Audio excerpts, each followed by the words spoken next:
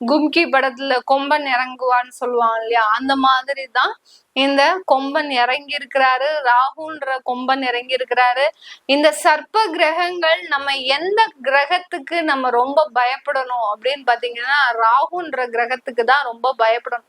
கேது பாத்தீங்கன்னா நம்மளே பிழிஞ்சு எடுத்துருவாரு, நம்மளை ஒண்ணுமே இல்லாம ஆக்கிடுவாரு, நம்ம கிட்ட இருந்து எல்லாம் போயிட்டு இருக்கு அப்படின்றது கூட நமக்கு தெரியாது. அந்த அளவுக்கு நமக்கு ஒரு ஞான நிலையே கொடுத்துருவார் அந்த கேது பகவான். கேதுன்றது ஞானகாரகன். நம்ம ராகு பகவான், நம்ம கொம்பன் பாத்தீங்கன்னா அந்த அளவுல வந்த ஒரே அடிதான், அந்த அடியில இருந்து நம்ம தப்பிக்கவே முடியாது. அந்த அளவிற்கு இந்த ராகு பகவான் சில வேலைகளை அபரிமிதமாக செய்வார். எந்த இடத்துல அவர் நம்மளை ரொம்ப மேல தூக்குவார் அப்படின்னு பாத்தீங்கன்னா, எந்த விதமான ஒரு எதிர்பார்ப்பும் இருக்கக்கூடாது, எளிமையான ஒரு வாழ்க்கை, ஆடம்பரம் இல்லாத ஒரு வாழ்க்கை. அடுத்து பாத்தீங்கன்னா அந்த பணம்னு எந்த அளவுக்கு நம்ம ஓடுறோமோ அந்த அளவுக்கு அந்த ராகு பகவான் நம்மள பின்னாடி தள்ளிக்கிட்டே இருப்பார். அந்த அளவிற்கு இந்த ராகு பகவான் அவருடைய கர்ம வேலைகளை அதிகப்படியாக செஞ்சுக்கிட்டே இருப்பார்.